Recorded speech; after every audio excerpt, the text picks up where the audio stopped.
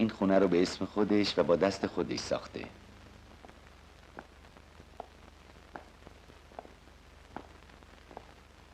خدا رحمتش کنه.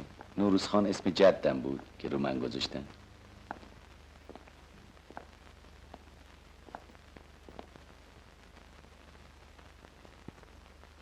معمار قابلی بود. بفرمایید بفرمایید. این در مال 100 سال پیشه. از الوار یه تیکه ساخته شده. تو این دالون آدم غریبه و نامحرم اگه کاری داشت همینجا منتظر میشد. البته حالا دیگه نه، حالا که الحمدلله همه محرمن. این گلو میبینی؟ خدا بیامرز در سفر شیرازش از سنگ تراشی های تخت جمشید نقشش ورداشته داده 4 گوشه هشتی با آجر کار گذاشتن.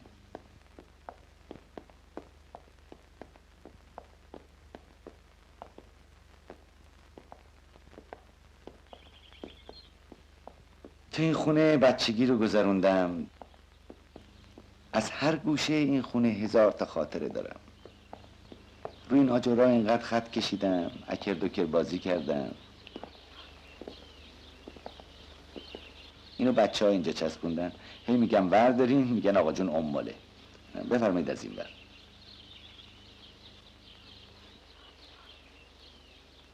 به این درخت تاب بسته بودم. این درخت رو مرحوم پدر بزرگم نوروز خان با دست خودش کاشته. این یکی رو مادر بزرگم کاشته. پسرم و دخترمو بودن. عقدشون به عرش بسته شده بود. عاشق و معشوق بودن. این 2 تا درخت رو به یادگار عشقشون کاشتن. اونا رفتن و اما درختاشون روز به روز شادابتر میشه. اینم یادگار دوره جوونی مونه. 17 سالم بود این یادگاری رو کندم. بابام وقتی فهمید مادرمو فرستاد خواستگاری ایران جون. همسایه دیوار به دیوارمون بودن. اون هره رو میبینی؟ یه روز دنبال گربه کردن. اولین بار چشمم تو چشم ایران جون افتاد. دلم واسش ریسه رفت. بعدم که با هم عروسی کردیم و 30 سال داریم تو همین خونه با هم زندگی میکنیم. تو همین ایوون سینه‌کش آفتاب میشستم مشق رج میزدم. روی این پله ها با بچه های فامیل گرگم به هوا بازی میکردیم. به پسرها با یه دست میزدم میگفتم گرگی، اما دخترها رو بغل میزدم میگفتم گرگی گرگی گرگی گرگی گرگی. یادش بخیر. مرحوم پدرم تابستونا اینجا پوست تختشو مینداخت. عاشق این ماهی های گل بهی بود که تو حوض میرقصیدن. 2 دنگ صدایی هم داشت مثل خودم. یادم همیشه شعرهای ملای روم و زمزمه میکرد. تو همین حوضخونه جدم با مجاهدین صدر مشروطیت جلسه تشکیل میدادن. خیلی از تیشه ها که به ریشه استبداد قجری خورد سرنخش از همین حوضخونه بود. چه روزای خوشی بود. هرچی فکر میکنم میبینم این خونه بهشت. پدرم در خونه باز بود. روزای عزیز 500 نفر تو این حیاط اطعام میشد. شبای تابستون روی این سنگ چراغ با مردنگی میذاشتیم. تو این باغچه دیگ سمنو بار میذاشتیم. اتاقای روی ایوونو میبینی؟ زمستونا آفتابگیره، تابستونا سایه میشه. تو این طاق‌نماها داده بود نقاشی کرده بودن. مرحوم پدرم خیال کرد اینا قدیمی شده، داد روش گچ گرفتن. این بارفیکس هم همایون اینجا کار گذاشت. خلاصه هر کسی با سلیقه خودش یه دخل تصرفی تو این خونه کرده. اما با تمام اینا معمار باشی آدم تو این خونه واقعا معنی زندگی رو میفهمه.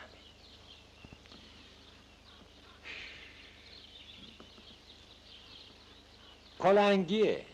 این حرفا کدومه؟ این خونه به 100 تا از این خونه های نوساز میارزه. شما پهنای این جهت رو فقط نگاش بکنی. خونه باید اس و قصش محکم باشه. دیدی گفتم؟ با این حال کلنگیه. شما دورور خودتو نگاه کن، اصلا مشرفی نداره. ببین این خونه های جدید آدم جرئت نداره زیر شلوارش عوض کنه. از 7 تا خونه 70 تا چشم آدم نگاه میکنن. اما اینجا رو ببینی؟ ببین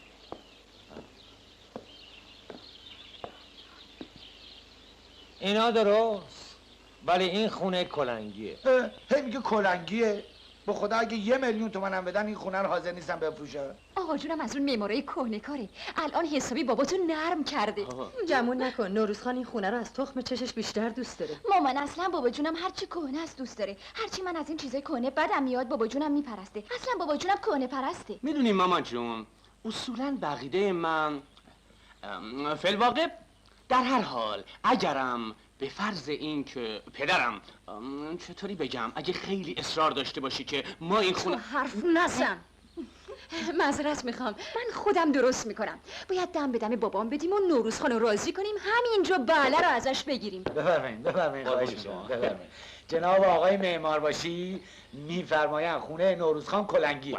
من زن و بچه خودمو شاهد نمیگیرم چون اینا یه عمر تو این خونه زندگی کردن، آشیونه خوشبختیشون بوده، طبعا به این خونه علاقمندن. از دختر خودتون میپرسن. عروس خانم خواهش میکنم یه دقیقه تشریف بیارین اینجا. به نظر شما این خونه کلنگیه؟ بله کلنگیه؟ بله ببینید عروس خانم شیشه ایره که جد من نوروزخان معمار باشی 100 سال پیش انداخته بود با یه تلنگر شکستی. پس کلنگی هم نیست تلنگریه. بله کلنگیه. کلنگیه یعنی چی؟ به هر خونه کلنگ بزنن البته خراب میشه. نوروز خان چرا اینقدر داد و بیداد میکنی؟ آقای معمار اومدن اینجا به ما کمک کنن. خواهش میکنم یه چیزی میل بفرمایین تا من برم یه استکان چایی بیارم. اصولا در واقع چطور بگم در هر حال هر کسی یه نقطه ضعف روحی نه اینکه نقطه ضعف در هر صورت پدرم نسبت به این خونه حساسیت دارن. من از طرف ایشون از شما معذرت میخوام. بفرمایید دهنتون شیرین کنیم. بنده بفرمایید. اگه عرض کردم این خونه کلنگیه قصد اهانت نداشتم. ما 30 سال آزگار سر کارمون با خونه کلنگیه. خونه کلنگی از دور داد میزنه. فرنگی بابا جان وقتی ما وارد شدیم به تو چی گفتم؟ گفتین کلنگیه. گفتم کلنگیه. معلومه که کلنگیه. ممکنه آقای نوروزخان از اینی که من گفتم کلنگیه ناراحت بشن ولی من نه. 100 تا معمار دیگرم وردارین بیارین اونا میگن برای کلنگیه. اینکه واقعا کلنگیه. نه خیر امروز همه ذکر کلنگیه گرفتن. فرض کنیم که حالا این خونه کلنگیه. مهم این است که ما توش راحتیم. مگه نه همایون؟ خب البته. تو این خونه راحتی؟ خب نه راحت نیستی؟ راحتی؟ چای آوردن چای آوردن. بفرمایید. سلام مادر خیلی خوش آمدید. بفرمایید. سلام علیکم. سلام بفرمایید. سلام علیکم سلام. بفرمایید. اصلا راحتی خونه رو باید از کدبانوی خونه پرسید. ایران جون تو این خونه راحتی هم. من چه میدونم چرا از من میپرسی؟ از نازی بپرس. نازی جون تو این خونه آب و اجدادی یه سر سوزن ناراحتی کشیدی؟ محلش خیلی عمولیه بابا جون. به محلش چه کار داری؟ مهم این است که ما توش راحتیم. مگه نه همایون؟ البته اما در واقع چطور بگم عیبش اینه که ماشین توش نمیاد. کاش عیبش همین بود. شفاش نداره، تهویه نداره، استخر نداره، همون با وان نداره. از همه بدتر کهنه از عمولی قدیمیه. جواب داریم بفرمایین. پی محکم داره، اتاقای بزرگ تو در تو داره، حیات فسقلی امروزی نداره، همسایه مشرفی نداره، صدای سرصدای خیابون و بوق ماشین نداره، 1 ساعت خواب بعد از ظهرش میارزه به 100 تا از این آپارتمان‌های سر به فلک کشیده. عیب می جمله بگفتی، هنرش نیز بگو. هنرش رو اگه بخواین بدونین یه روز تشریف بیارین تو اون آشپزخونه دود زده یه قرمه سبزی بپزین تا بفهمین یه من ماست چقدر کره داره. بمیرم واسه دختر. آخ آشپزخونه خیلی مهمه. خونه یعنی آشپزخونه و اتاق خواب. این خونه که اصلا اتاق خواب نداره. این خونه 10 تا اتاق داره، تو هر اتاقش بخوابی همونجا اتاق خوابه دیگه. آقای نوروزخان اتاق خواب باید حمام و توالت داشته باشه، پنجره رو به آفتاب و کرکره داشته باشه. شما پس فردا میخواین عروس بیارین. من که توی این خونه زندگی نمی‌کنم. حق داره؟ عروس خانم اتاقای این خونه هر کدوم یه صندوق خونه داره. درست. صندوق خونه شو جناب آقای معمار باشی تبدیل به حموم میکنن. همایون خوش برو حالیش کن. حالی چشم. دست به ترکیب این خونه نمیشه زد. کلنگ بهش بخوره گرم بخوابیده برای رو اینکه هم. واقعا کلنگیه. اصلا خرج کردن تو خونه قدیمی آفتاب خرج لحیمه. شما به نفعتون این خونه رو بفروشین زمین بخرین. یه ساختمون مطابق میل جوونا بسازین. خب بله عقیده منم همینه. بفرمایید. به شرطی که بالای شهر باشه خیلی هم مدرن. شما امروز به علره بگی فردا خونه رو فروختیم، پس فردا زمین خریدیم، پس اون فردا هم کلنگو میزنیم. تمام. این حرفایی که میزنی واسه خودتون خوبه، واسه من همین خونه نوروزخان خوبه. تابستونش خنکه، زمستونش هم گرم و نرمه. من تو این خونه آسایش دارم.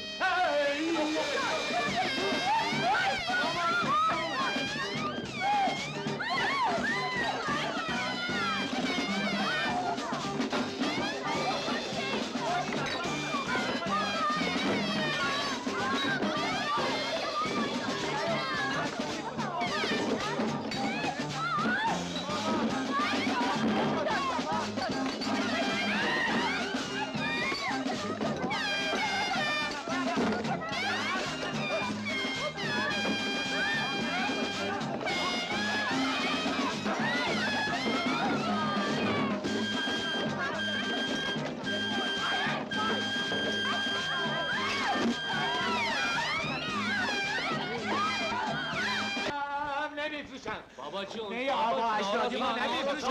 کارت دارم. نه با شما کاری ندارم. نه خونه میفروشم نه خونه میسازم. یک ماه آزگار این بابا رو آوردی و بردی، چون هاتون رو زدین، دم آخره میگین نمیفروشن. راست میگه بابا جون، خیلی بده. اگه نمیخواستین بفروشین از اولش میگفتین. من که از اولش گفتم شما این بابا رو به زور آوردین تو خونه، به زور از من قولنامه گرفتین. اگه محصدار پیدا نمیشد 100 سال دیگه هم کسی نمیومد برای این خونه کلنگی جیرینگی 400,000 تومن پول بریزه. راست میگه بابا جون، 400,000 تومن. راحتی که من تو این خونه دارم 1,000,000 تومن میارزه. ده نده، شما هنوز معنی راحتی رو نمیدونی چیه. با همین پول من برات یه خونه میسازم تا معنی راحتی رو بفهمی. راست میگه.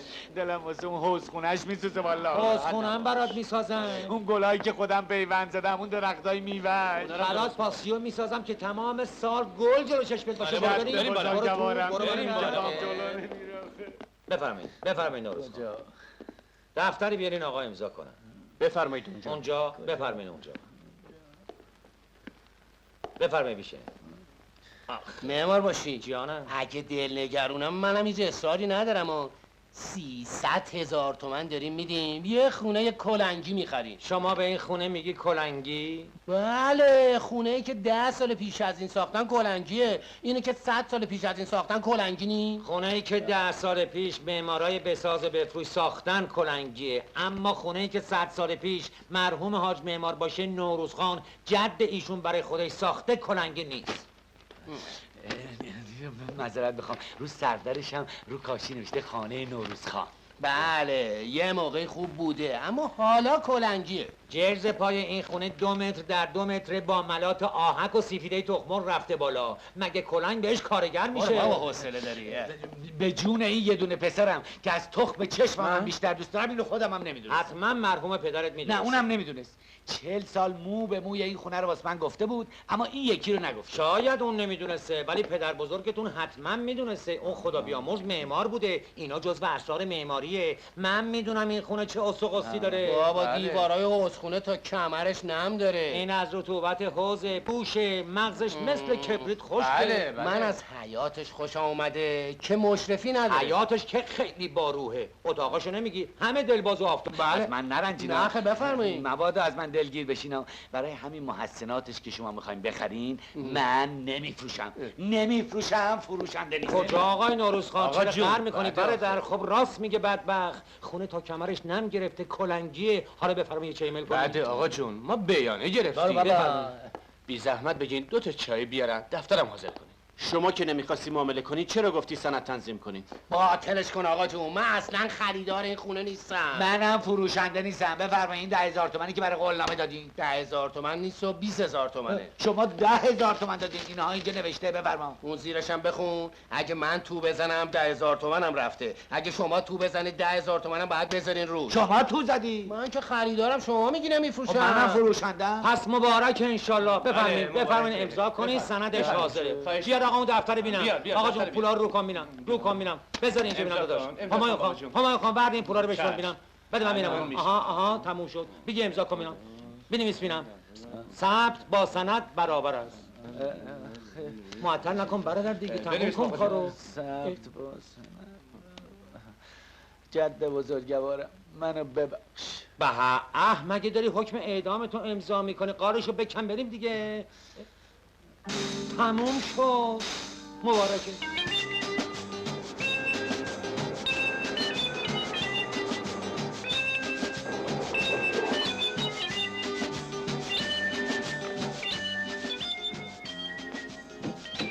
این زمینشه 10x20 یه قواره کامل. اینجا رو میگی متری 700 خب تومن؟ بله دیگه. اینجا که بابا بیابونه که. همه جا اولش بیابون بوده، وقتی ساخته بشه شهر میشه. اونجا رو ساختن، اینجا ساب زمین میشه. ملاحظه بفرمایید اون طرف بناس ویلا سازی بکنن، 2 تا 3 تا نمونه ساختن. الان بهتون نشون میدم، نگاه کنید اون گوشه دیدی اون طرف هم بناس بسازن. این خیابون زیرسازی آسفالت شروع شده. ملاحظه بفرمایید بناس بعدا روسازی بکنن. اون طرف هم سوپرمارکت میشه. چشم هم بذاری اینجا میشه وسط شهر. پس بپر صاحبخونه رو صدا کن، بعد اطاعت ازش میشه. تفریح بگیر. نه بابا اینجا به درد ما نمیخوره. متری 700 تومن میکنه به عبارت 140,000 خب تومن. 60,000 تومن هم برای ساختمون میمونه دیگه. کجاش میمونه؟ 40,000 تومن که تو محضر بابت عوارض و مالیات و نمیدونم حق محضر گرفتن میمونه 120,000 تومن. نه بابا اینجا به درد ما نمیخوره. خیلی ارزون‌تر میشه.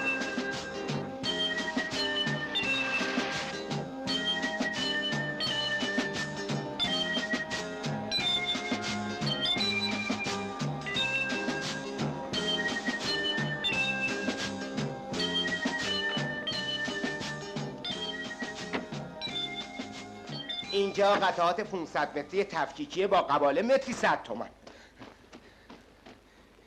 اینجا یه فلکه بزرگ میشه با حوض و آبنما. این طرف ردیف خونه های ویلاییه. اینجا یه خیابون 14 متریه که به کوچه های 10 متری پهن میخوره. اوه خوب شد چی نشد، چیزی نشد. این قسمت هم پارک و تفریحات سالم میشه. یه پارک درندهش با تمام وسایل. صبر کن من خودم بهتر از تو بلدم. بلدی؟ صبر کن. اینجا سوپرمارکت میشه، این طرف پارک کودک میشه، اینجام کودکستان و دبستان و دبیرستان میشه که انشالله گورستان بشه که خونه اول آخرت بشه. اینجام محل تفریحات سالم. مسخره کردی ما رو؟ چی شده؟ یه جایی ببر که اقلا 4 تا آدم حسابی دور و برش باشن. اینجا زمستون گرگ آدمو پاره میکنه. مگه شما زمین ارزون قیمت نخواستی؟ همینه. بابا من یه زمینی میخوام که 4 تا ساختمون چه میدونم مثلا مثل اونجا. اونجا خارج از محدوده است. اون وقت اینجا داخل محدوده است. آقا جون جانم. من یه جایی میخوام که داخل محدوده باشه، 4 تا ساختمونم دور و برش باشه که زن بچه من امنیت داشته باشن. اینجور که میخوایم ما فقط یه قطعه سراغ بفرمایید. اینم داخل محدوده. ملاحظه کنید 7 تا خونه ساختن، 3-4 قطعه زمین دیگه بیشتر نمونده.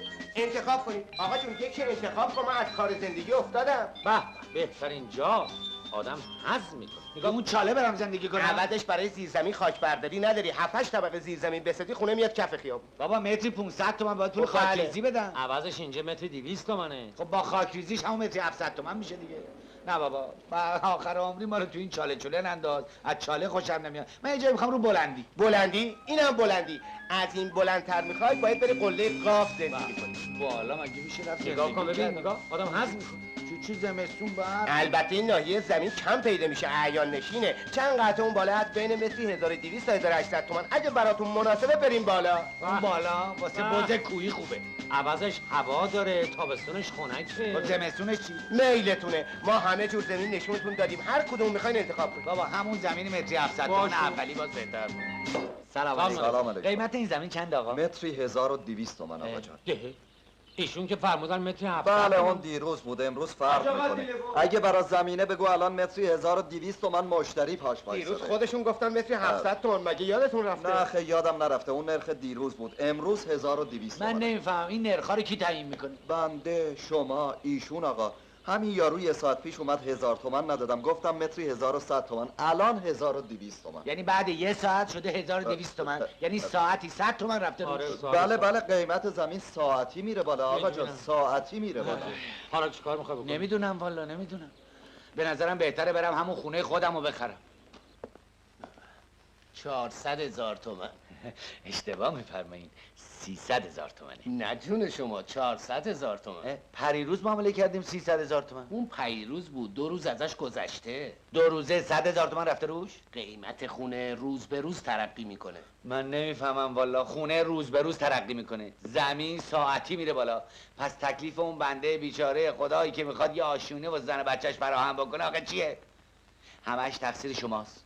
تو خونه آب و اجدادیم راحت نشسته بودم، این بلا رو شما سر من آوردی. حالا بفرما درستش. چشم چشم، اگه اجازه بدی من خودم درستش میکنم. اجازه نمیدم این زمینو به شما صبر بفروشم. کن فرنگیز، باز این دختر من قطع کرد. شما بفرمایید. فرنگیز ببین بابا جون، ببین این زمین به درد ما نمیخوره. چرا؟ برای اینکه میخوان جلوش یه عمارت 20 طبقه بسازن. نوروز خان اگه بفهمه جلوی خونش 20 طبقه آپارتمانه محاله بخری. یه سال دیگه میسازن. دختره بیا بریم صداشو در نریم. فرنگیز حق داره. من میخواستم تو این زمین یه خونه بسازم با به میل فرنگیز. البته نقشه‌شو یه مهندس تحصیل کرده آمریکا داده. خونه های آمریکایی رو من تو سینما دیدمشون، خیلی نازن. عالیه. یه ویلای 2 طبقه، طبقه پایین سالن اتاق مطالعه، طبقه بالا 5 تا اتاق خواب. اتاق خوابش حمومم داره؟ هر اتاق یک حمام مستقل. حموم مستقل. وان بزرگ با آب گرم دائم. هر شب قبل از خواب تو وان آب گرم میلمیم، با اعصاب راحت به خواب میریم. حرکات چیه نازی؟ خجالت بکش، درست میشه این؟ یعنی چه؟ بفرمایین دهنتون رو شیرین کنین. آقا جون، برای اتاق خواب نوروز خانم یه حموم شیک بسازین. حموم و اتاق خواب واسه شما جوونا خوبه. واسه من یه اتاق دنج خوبه که بشینم مثنوی زمزمه کنم. یه حوزم اون وسطش باشه، فوارش بزنه. حالا راستی تو این نقشه شما حوض خونم هست؟ وا، مگه خونه آمریکایی حوض خونه داره؟ زیر زمین که داره، یه حوض میندازیم وسطش میشه حوض خونه. چه حرفا میزنن حوض خونه؟ نوچه زیر زمین خفه است. من یکی از اتاقای طبقه دومو درست میکنم با به سلیقه شما. منظره کوه دماوند در نظر بگیر. پنجره اتاق درست رو به این منظره باز میشه. به به به به. حوض و فواره کنارشه. منظره جلو چشم تو وسط کتابات بیشین و صفا کند از جدایی ها شکایت می کند. سینه خواهم شرح چیه؟ ساله نمیدونستم انقدر خوب جای میکنه. من جمع شدی. صداتون خیلی خوبه بابا جون. بابا باشیم بری سر جاتون بشینی. خول شدی؟ یلا. میفرمودین داشتیم مستفید میشدی. عرض شود که خونه باید مطابق میل کدبانوی خونه باشه. شما از همه چی صحبت کردین جز از آشپزخونه. آشپزخونه‌اش باید بزرگ و با روح باشه. بله خانوم، به نظر من آشپزخونه باید به اندازه یه سالن ناهارخوری باشه. آی.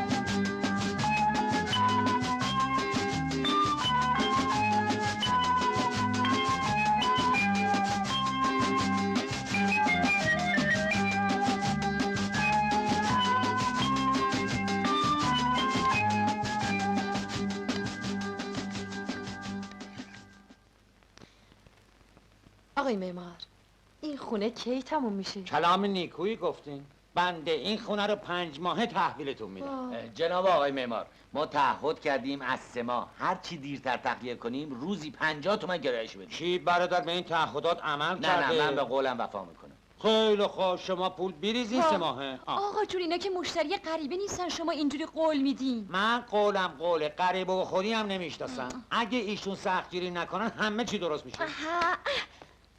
آقا جونم همه چی رو سخت میگیرن، در حالی که خیلی هم آسونه. من که موافق نیستم. واسه آسونه. شما امروز معامله بکنین، من فردا کلنگو میزنم. مبارکه. انشالله عروسی همایون تو این خونه، عروسی نازی جون تو این خونه. مرسی. به خوبی و سلامتی انشالله. آقا جون، اتاق خواب من باید بزرگ باشه. جناب معمار، جان معمار. اتاق دخترک منو بزرگ بساز. چشم. کاغذ دیواریش قرمز باشه. کاغذ دیواری قرمز. چشم. آقا جون، یه سرپوشیدن برای ماشین من. سر پوشیده. چشم. اتاقا همه باید قفسه داشته باشن. قفسه. چشم. وای خدا جونم چقدر خوشحالم. خیلی خوب میشه. اتاق خواب من باید حموم داشته باشه. همون واسه عروس خانم. چشم. این یه خونه ایدئاله. من اگه میدونستم شما اینقدر خوشحال میشید زودتر اون خونه رو میفروختم و کلنگ رو میزدم. من الان تصور اون روزی رو میکنم که خونمون ساخته شده، در بزرگ آهنی باز میشه و با ماشین وارد میشیم. اینجور که من میبینم این در بزرگ آهنی حالا وا نمیشه. بابا جون شما چقدر بدبین هستی. راست میگه بابا. باز گنده تر از دهنت حرف زدی. الان یه ماه از اون روزی که کلنگو زدی میگذره تازه پهشو چیدم. به قول آقای معمارباشی بنایی اولش سخت پیش میره، اما وقتی افتاد رو قطعه یه دفعه تموم میشه. این که قصه نداره بابا جون. بابا یون نگهدار من همینجا پیاده میشم. چشم.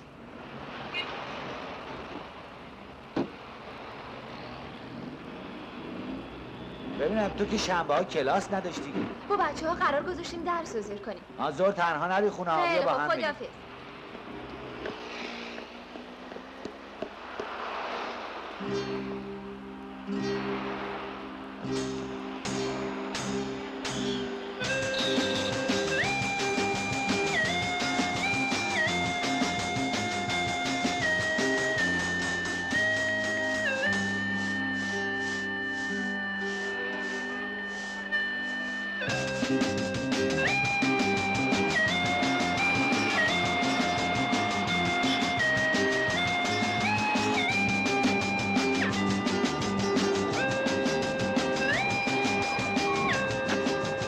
یا گنامایی زور که میری خونه بیا من ناظرم ببر. زور خونه نمیرم بابا جون، با فرنگیس بیرون نهار میخوریم. خیلی خوب خداحافظ. جناب آقای معمارزاده سلام عرض میکنم قربان. سلام بابا حالت چطور؟ الان که خوب نیست اما اگه شما به من مساعده بدین بهتر میشه. آقا گفتن تا 15 مساعده ندیم. شما که همیشه به ما لطف دارین این دفعه 4 روز جلو بندازین. خب حالا ببینم چی کار میتونم برای. متشکرم.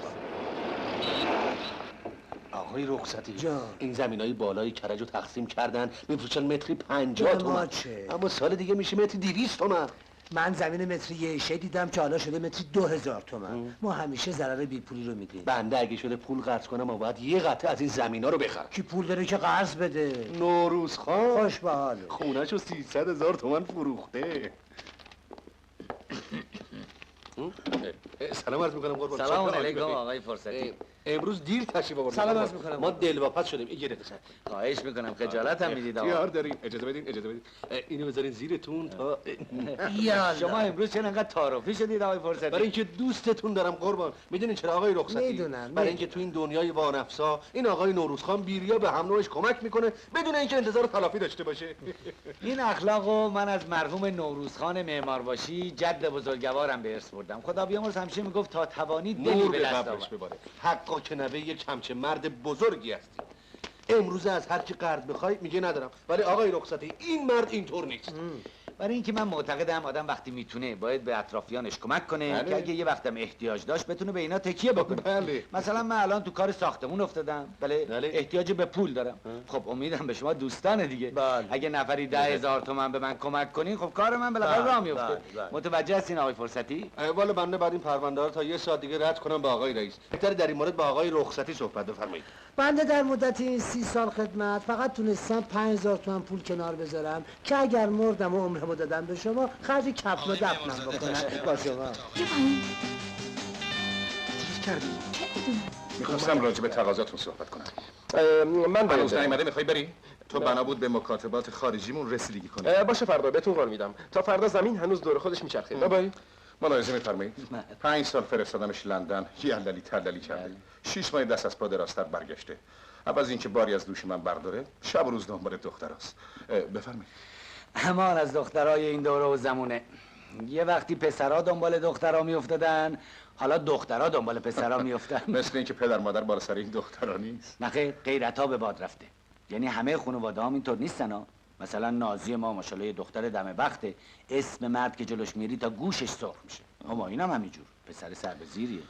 پسر من تریدون ما اصولا لوس بار اومده. ناز پرورده است دیگه. یه دونه پسره. تقصیر مادرشه. و اما راجع به تقاضای شما من تعجب میکنم شما چطور تقاضای وام کردین؟ بچه ها دورم کردن دارم یه آلونک براشون به میسازم. سلامتی. ولی حساب کتاب صندوق که دست خودتونه. 20,000 تومن که خیلی زیاده، بودجه نداریم یعنی فعلا، ولی با 5,000 تومنش میتونم موافقت کنم. بیا نگاه کن. میدونستم با دختر قرار بده.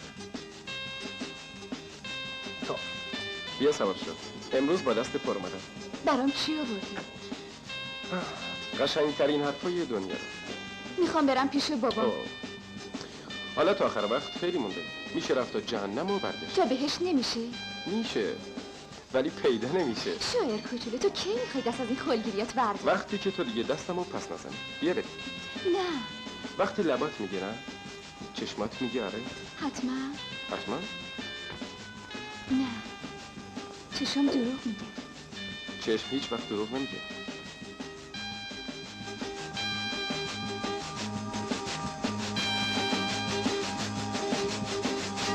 عرض نکردم پسرتون رو بلند کرد. اینا دختر نیستن که سخترن.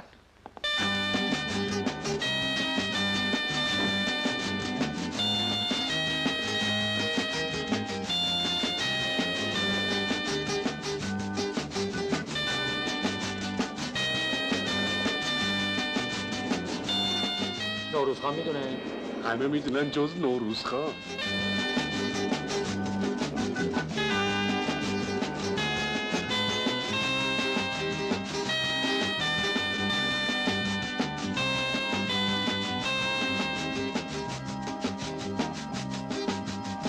آقای فرصتی، من امروز دیگه قضیه رو به نوروز خان میگم، وجدانم ناراحته. این کار 3 عیب داره. یکی این که جلو عیش 2 تا جوون رو من میگیره. دیگه نمیتونم. دوم این که تفریح کارمندا از بین میره. بدتر از همه اوقات نوروزخان تلخ میشه و ما نمیتونیم ازش مساعده بگیریم. با همه این حرفا من امروز بهش میگم. امروز بهش نگین. چرا؟ امروز میخوام ازش پول بگیرم. عصبانی بشه کارم عقب. بله. آقای نوروز خان. بله. سلام عرض کردم. نخودی بخند. نوروز خان. سلام علیکم آقای معمار باشی. من نمیدونم امروز همکارای من چشونه میرسن میگن آقای نوروز خان سلام علیکم، پشتشم هر هر هر. لابد یه چیز خنده‌دار دیدن مگه نه آقا رخصتی؟ گریه داره آقا، نخنده. آقای نوروز خان بنده عرضی دارم. آقا من عجله دارم. من باید برم مصالح. کار من واجب نه به جون شما. یه آبرو در میونه. نه به سرتون قسم. موضوع حیثی. چرا جلو دهن منو میگیری؟ شیطون معرکه نشه آقا. بذار به کارم برسم. باشه آقا رخصتی آروم. پول لازم داریم. چقدر میخواد؟ هر چی بیشتر بهتر. من 40 تومن که بیشتر ندارم. خب همینی میدیم پیراهن میخریم. نه ترس، تا زیر سقف میاریم، بعد از بانک وام میگیریم. بینیم اسمش با من. ببینید برادر من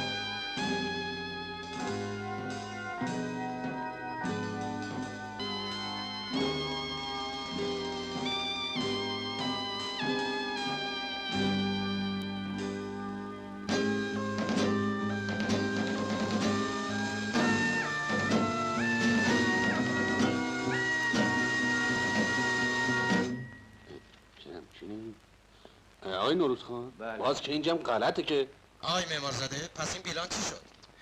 آقای رخصتی پس این بیلان چی شد؟ 2 هفته است که گذاشتم روی میزتون، باید امضا کرده باشیم تا حالا اینهاش جلوی چشمتونه. بفرمایید امضا. سلام علیکم. تماشا کن تمام جوهرها رو ریختم روی این بیلان. عصبی نشید، عصبی نشید. آخه چی میخوای اینجا؟ پول لازمه. ندارم. کار لنگه. روز اول گفت با 70,000 تومان ساختمونی میارم زیر سقف. الان 140,000 تومان دادم هنوز به زیر سقف نرسیده.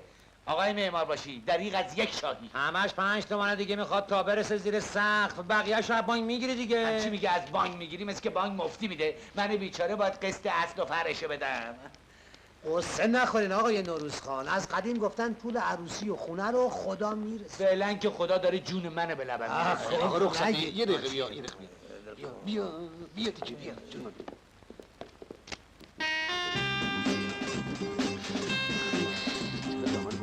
خبر اونجا زن پنجره شما باشه؟ چیه یه جریانی که اصلا به شما مربوط نیست.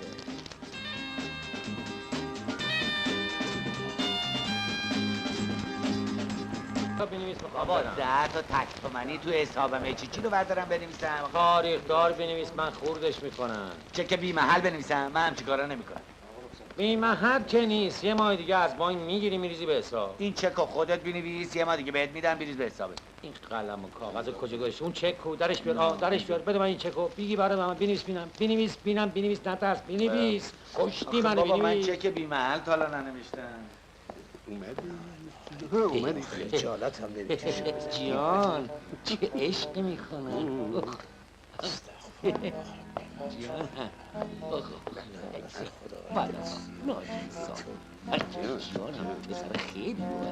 حیا رو خوردن آبرو رو خورد دادم. اگه این تیکه رو دست تو میدیدن درست قورتش منم همین جالتم خوب چیست. بابا ناروز میتونم شرشو کنه. دستو بکش بهتر ببینم. ایمون نداره من جدید بدم.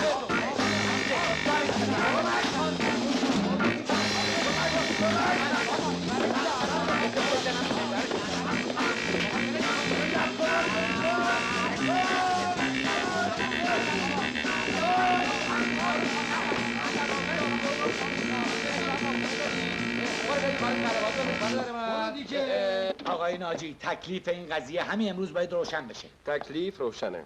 من با شما کاری ندارم، با پدرتون طرف هستم. آقا تکلیف باید روشن بشه. تکلیف روشنه؟ برای پسر شما روشنه، برای دختر من تاریکه. برای دختر شما روشنه، برای فریدون و بندم روشنه. پس فقط برای من تاریکه؟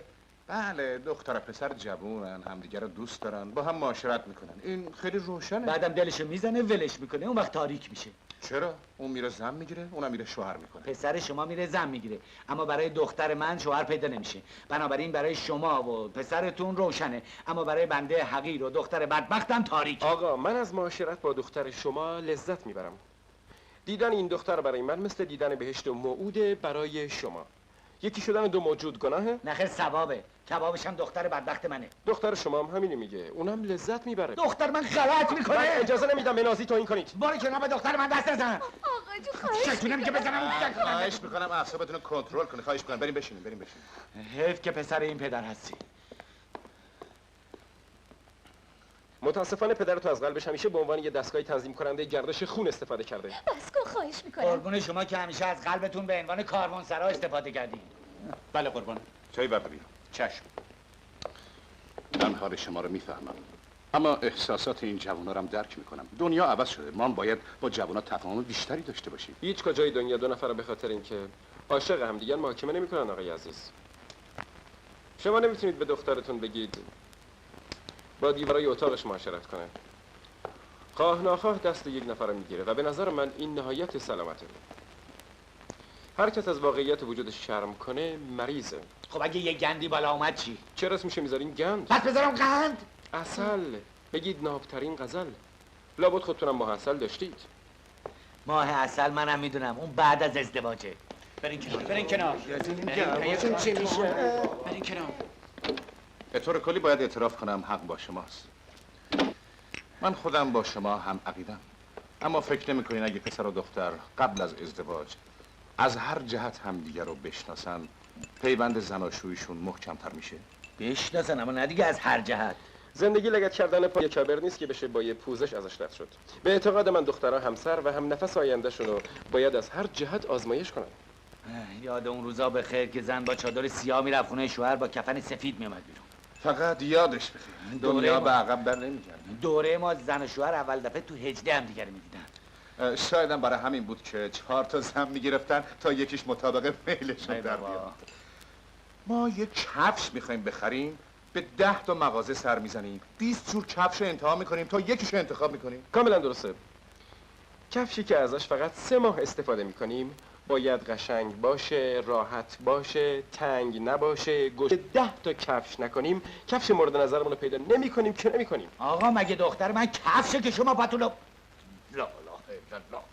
آقا جون اگه ریگی به تای کفشت نیست مرد و مردونه بیا جلو صحبت کن. دختر من پدر داره، مادر داره، خونه داره، دختر سرایی نیست که همجوری دستشو بگیری ببری تو باغ.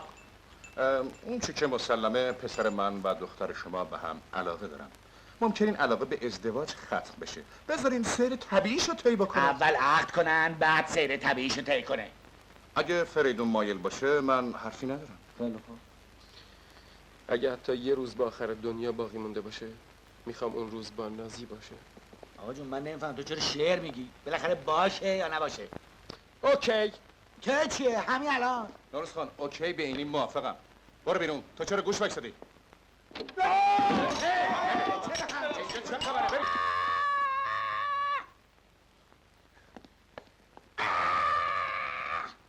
چرا اینقدر جیغ میزنی زن؟ تو داری پسرمو بیچاره میکنی. جیغ میکشم. بس کن مادر، مستخدم ما میشنون. جهنم که میشنون. وقتی تو جیغ میکشی تنها راه نجات خودکشیه. برو خودتو دار بزن. تماشا کن. وقتی میگم این پسر هنوز وقت زن گرفتنش نیست. شکستن گلدون چه ربطی به زن گرفتن من داره؟ ربطش اینه که هنوز نیومده نحسیش دامن منو گرفته. شما چه بخواین چه نخواین من با این دختر ازدواج میکنم. پس بی خودتون رو سبک نکنین. اگه تا فردا صبحم جیغ بکشیم من این دختره رو میگیرم که میگیرم. هیچی به پسر خودسرت نمیگی. تو خود سر بارش آوردی. اصلا حالا موقع زن گرفتنشه. خودش وبال گردن ماست نیست؟ درسته ولی خب ولی نداره. بلند شو یه چیزی بهش بگو. آخه چی بگم یه زن؟ چیزی بهش بگو دیگه. بیر چی گفتی؟ یه چیزی. آخه چی؟ یه چیزی. چی بهت گفت ها؟ یه چیزی گفت دیگه. آخه چی؟ یه چیزی. چی گفت؟ همینو. چی؟ گفت یه کاری نکن که جیغ بکشه. اگه غیر از دختر آقای سمسام هر کیو بگیری جیغ میزنم. قاعدتا بنده میخوام برم تو اجله نه شما. لطفا برای مامان ترجمه کنین. خب راست میگه اون میخواد زن بگیره تو که نمیخوای بگیری. آره زن مال اونه اما عروس گدا گشنه آبروی منو میبره. آبروی من مهم نیست؟ آبروی مامان مهم نیست. مامان همیشه در قضاوت عجله میکنه. نه دختر رو دیده نه خانواده‌شو میشناسه نه خونه‌شون اومده. فقط میگه نه. این نه شما هیچی رو عوض نمیکنه. 4 تا خط شعر گفتی خیال میکنی حافظی. حالا تو روی خودم هم وای میسی. آقا دیگه عقل کل شده. دیگه ماما. اگه عقل داشتی که شاعر نمیشدی. من شاعرم برابرتون مثل آینه. در آینه همتون نعره میکشین. آری تمام نعره های شما وزن و قافیه است. برو با اون شعرت. چه اشتباه بزرگی. چه اشتباه بزرگی. به شاعرانه ترین لحظه هایم میخندید چون گرگ پیر در آینه نعره میکشید. مرا نمیفهمید. مامان بهتر اول دختر و خانواده‌ش رو ببینی بعد نظر بدی. شاید این شاعر دیوونه این دفعه راست میگه. راست میگه تو که خانواده‌شون رو ندیدی. دعوت کردن که من نرفتم. بله شما رو فردا دعوت کردن. من اومدم بگم که شما جیغ کشیدین. غلط کردن منو دعوت کردن. اگه من دعوت کردم غلط کردم. آخه اینجا جای مهمونیه. آخه ما خونه داریم زندگی داریم. کدوم خونه کدوم زندگی؟ اتاقا همه خالیه. همون اتاقای خالی 100 بار از این سنگ و کلوخ بهتره بالا. اصلا حقش بود دعوتشو میکردین کاباره. آره نه اینکه خیلی پول داریم. راست میگه بابا جون. من یه کاباره میشناسم قسطی میگیره. برو بابا. حالا خیلی قسط کم داریم بیا ماه به ما قسط کاباره رو هم بدیم. همینجا از همه بهتر. هم ارزون تموم میشه هم میتونیم پوز خونه‌مونو بدیم. چرا کتتو نمیپوشی؟ هنوز که نیومدن. وقتی اومدن میپوشم خانم پوزی. امروز چه خبره معمار بشی؟ بله برونه. ناروز خان شیرینی بچه ها یادت نره. خیلی خوب، مهمونا که رفتن هر چی مون میدیم به بچه های شما. چشم.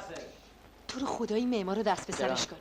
میترسم جلو آقای ناجی و خانمش آبروریزی کنه. آخه خانمش خیلی سطح بالا.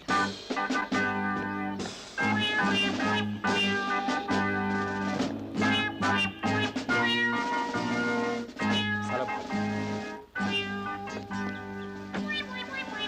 پیاده شو. چرا؟ جیغ میزنم. چشم چشم.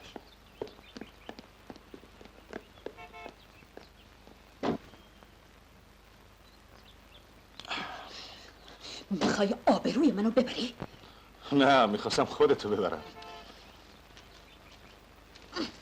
روز اول آشنایی بدون راننده. آقای ناجی و خانومشون روز اول آشنایی با خانواده عروس، اونم بدون راننده. افتضاحه. ریختشو ببین، کراواتشو ببین. 100 دفعه گفتم اون کراواتی که از پاریس آوردن بزن. اصلا یه همچین روزی باید لباس اسپورت بپوشی. برخورد اول خیلی مهمه. هنوز نمیفهمی. موهاش سفید شده، هنوز این چیزا رو نمیفهمی. آقای مهندس.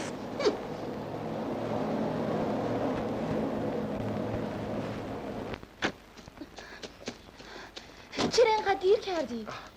بگیر بذار تو گلدون. همین یه شاخه گل گرفتی؟ مامان تک گل دوست داره. این دیگه چه؟ مامان ویسکی دوست داره. چرا همچی میکنی؟ مامان خرمالو دوست نداره.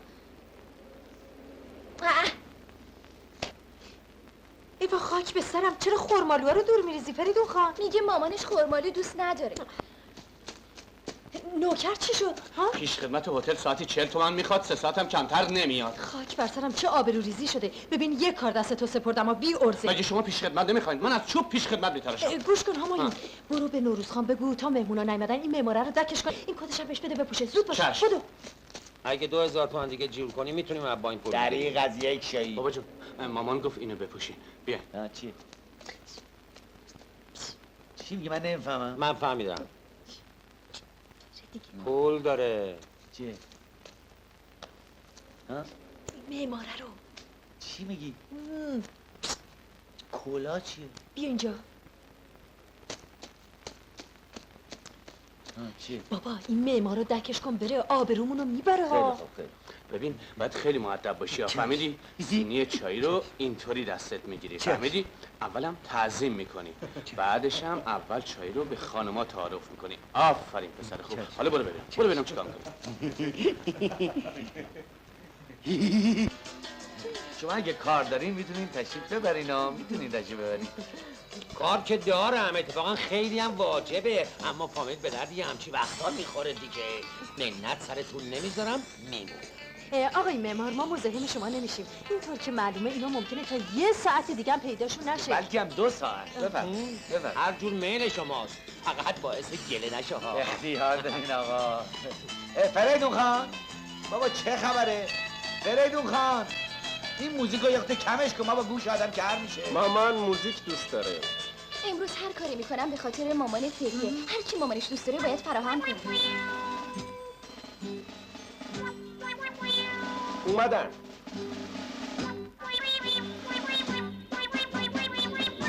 چه به موقع رسیدن. خوب شد نرفتم نه؟ آقای معمار هنوزم میتونین برین ها. دیگه تو صف باشی.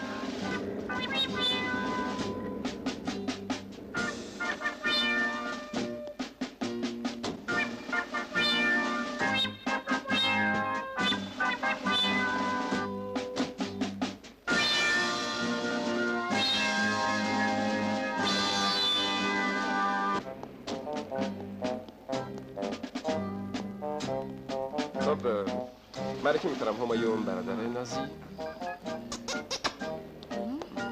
خود نازی، مادر نازی خوش آمدیم. و آقای نوروز خان.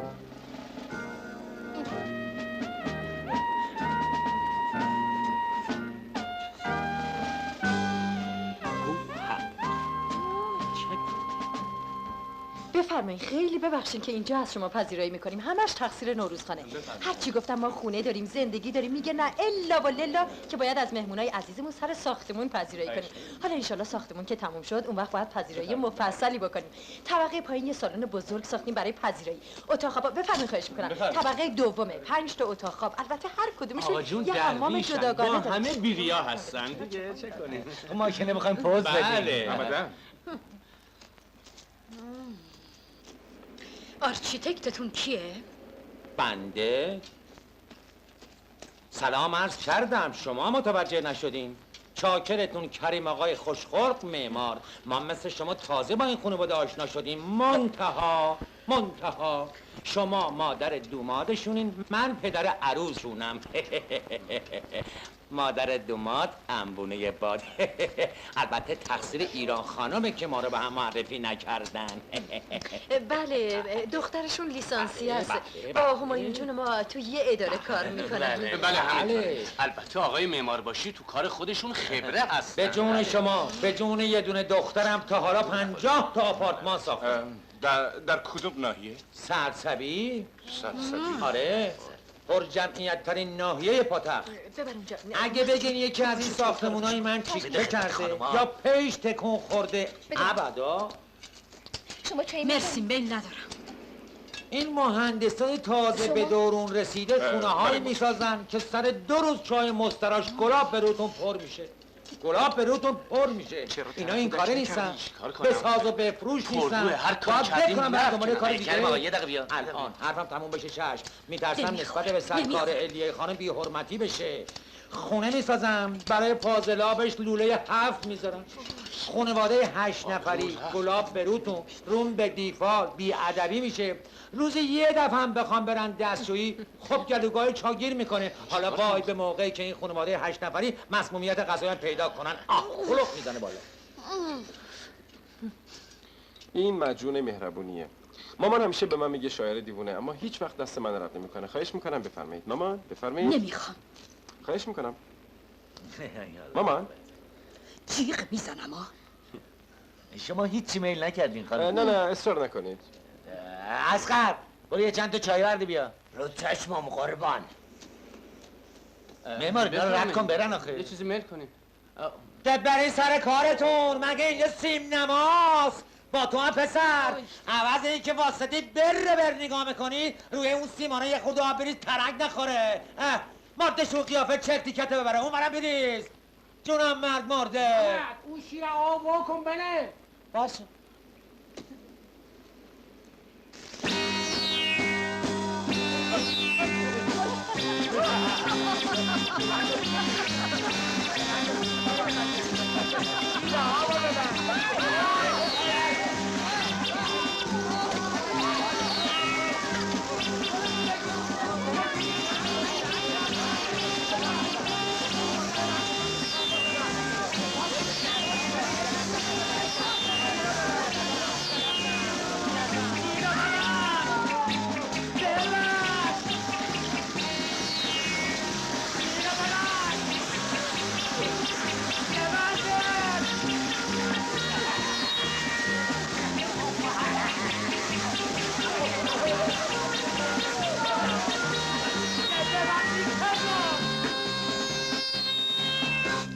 سلام. پول لازمه. ندارم. پول لازمه. ندارم.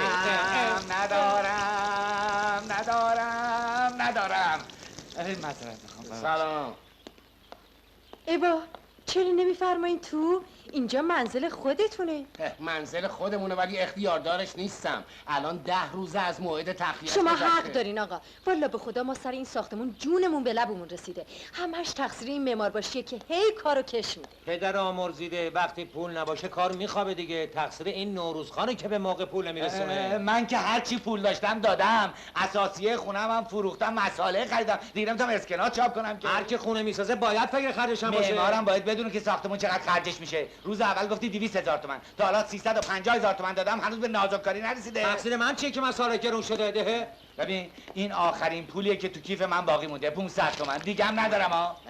عصبانی نشید، روی همدیگر ببوسین و دعوا رو بذارین کنار. این 500 تومن که برای ساختمون پولی نیست. پولی هست یا نیست، 2 روز که کار تو رو راه میندازه. برو به کارت برس بابا، برو به کارت برس. باخه با کدوم پول؟ با همین 500 تومن دیگه.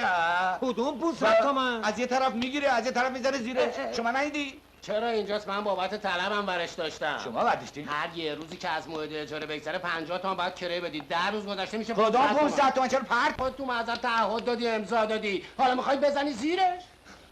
ببین هر چی میکشم زیر سر توئه. تو خونه خودم راحت نشسته بودم، حالا 200,000 تومن رفتم زیر بار قرض. اساسیه خونم به باد رفته، خونم هم تموم نشده، روزی 50 تومن باید کرایه خونه خودم بدم. من به خونه آبا اجدادیم کرایه نمیدم. دیگه برو به کارت برس. برو به کارت. کرایه نمیدی پس تخلیه‌اش کن.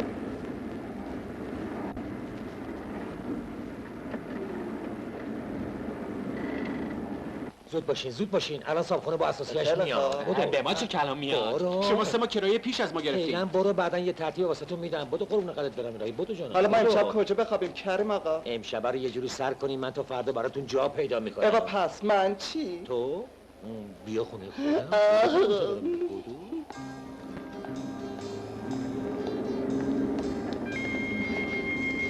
بلیدون خان، برو سوار شو، زود باش. کجا داریم میریم؟ اسباب کشی میکنی؟ آره. به این زودی؟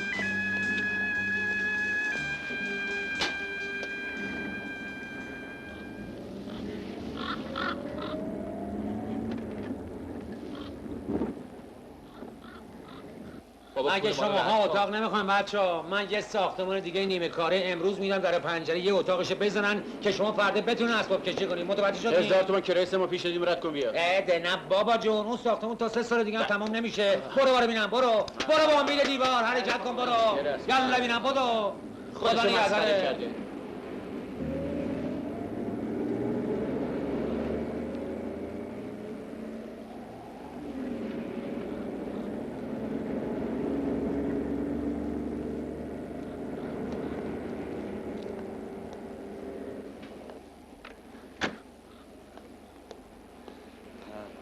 سلام علیکم. سلام قربان. نزی بیا یه کاری باید دارم. همش با این دختر من کار داره. برادر من شیرینی خوردهشه دیگه. تو هم با 1000 بدبختی یه پولی جور کردم. باز که داری نگاهشون میکنی بریم. من تونستم این 30,000 تومن رو تهیه کنم، منتها نمیخوام بابات بفهمه که من دادم. فری تو چقدر خوبی. از کجا آوردی؟ هدیه مامانمه. انگشتر برلیانه 100,000 تومن انگشتر برلیانه برلیان انگشتر برلیانمو دزد برد. چی شده؟ چی گم شده؟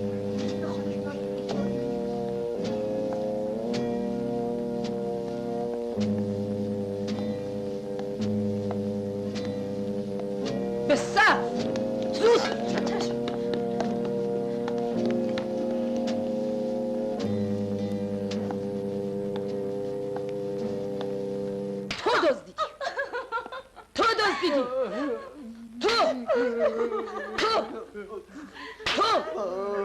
تو خانم باور کنید من چیزی ندارم. من خانمم، خیلی هم خانمم.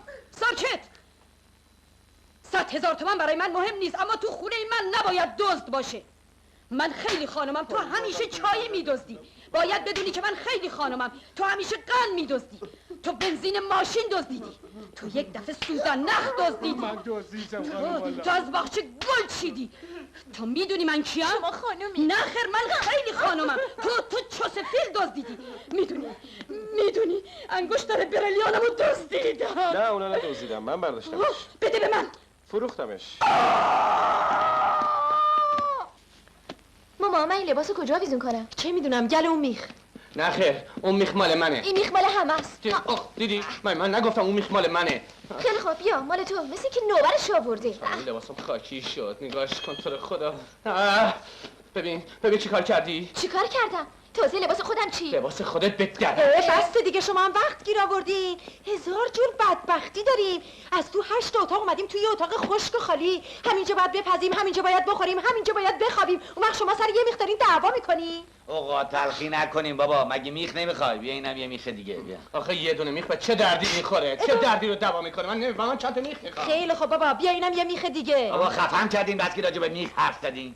همش تقصیر خودت نوروز خان. اون خونه 8 اتاق داشت، آوردی اینجا آلاخون بالاخونمون کردی که چی؟ راست میگه آقا جون، 4 نفر آدم تو این اتاق خب چه جوری زندگی کنی؟ تقصیر شماست آقا جون که خونه رو با عجله تو خیر منو گرفتی بردی محضر.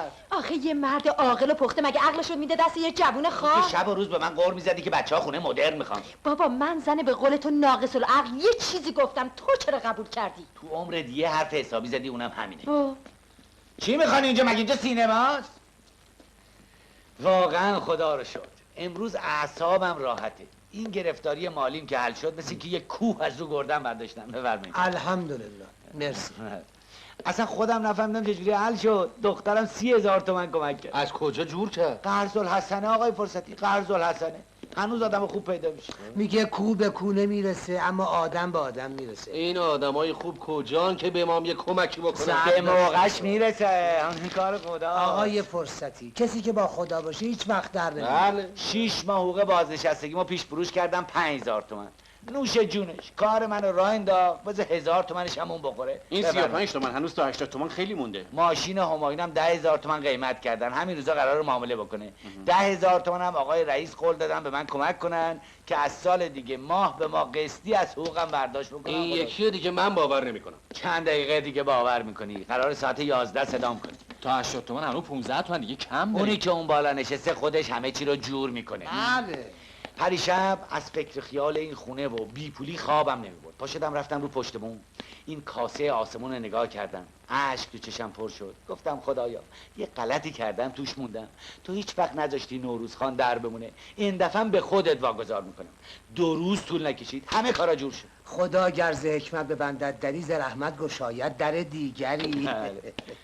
نوروز خان آقای رئیس با شما کار دارم. بفرمایید. ز رحمت گشاید در دیگری. با اجازه آقایون. ببخشید معذرت.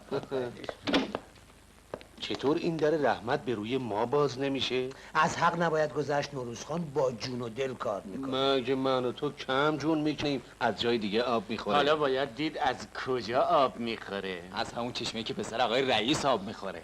آقا تهمت نزنیم. منظوری که ندارم، اونا قراره با هم وصلت کنن. مردم زیرنگن. بی خود نبود دختره رو هر روز میآورد اداره. از این به بعد هر جور گرفتاری داریم باید دم نوروز خانو ببینیم. دزدیده؟ آره، انگشتر 100,000 تومانی رو فروخته 30,000 تومن. پولش هم داده به اون دختره بی سر و پا. خودش کجاست؟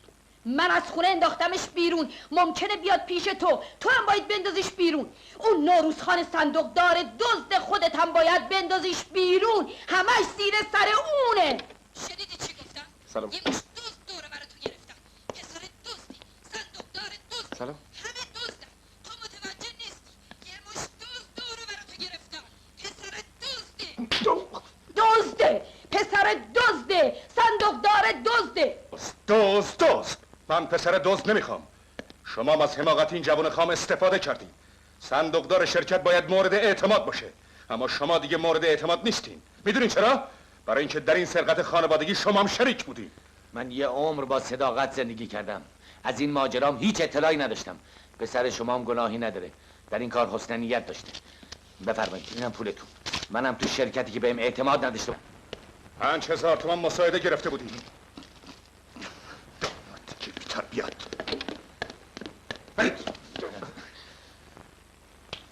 ناراحت نباش. زندگی نشیب و فراز داره. گهی پشت بر زین، گهی زین به پشت. اگه آدم یه جا بمونه مثل مرداب بو میگیره. بریم.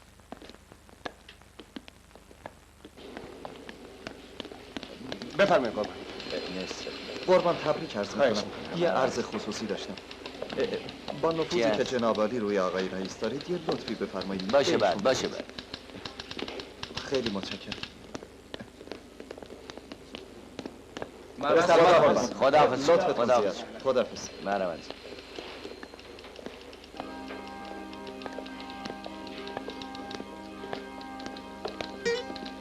سلام عرض میکنم قربان. سلام علیکم. سلام قربان. خیلی معذرت میخوام. اگه ممکنه با آقای رئیس بگین یه خود مساعده بنده رو بدید. با آقای نوروز خان بکنید. چشم امید ما به شماست. بسیار. خیلی متشکرم میشم اگه به عرض بنده برسید. سلام قربان. سلام برید کنار. سلام علیکم. خواهش میکنم برید کنار. کنار. بسیار خوب، بسیار قربان می‌خواستم ازتون خواهش کنم. شما چی می‌خواید؟ خودتون میدونید که من عیال بارم قربان شده. بسیار خوب، بسیار خوب. متشکرم. سلام قربان. سلام قربان. سلام علیکم. سلام علیکم. سلام. خدا حافظ شما. پس ماشینت کجاست؟ پیش صاحبش یه امانتی بود که ازم پس گرفتم. اون ماشین هیچ وقت مال من نبود، همونطور که زندگی مال من نبود. شاید من تو این زندگی وصله ناجور بودم. حالا در هر صورت ماشین نیست، خونه نیست، اما فریدون هست. عیب نداره، عوضش از حال پیاده ها با خبر میشی. همینطورم از سال بی خونه ها. امشب اولین شبیه که حتی یه سقف نیست که من زیرش بخوابم. لحظاتی هست که آدم میفهمه هیچ چیز مال خودش نبوده، حتی خودش. خیلی تلخه. احساس میکنم از همیشه خالی ترم. بی خودیم. مرد باش، بیا بریم. تازه به قول خودت اولین شبیه که مال خودتی. وقتی که اینا رو داری احتیاج به ماشینم نداری. قصه سقفم نخور، ما تو خونمون یه سقف داریم.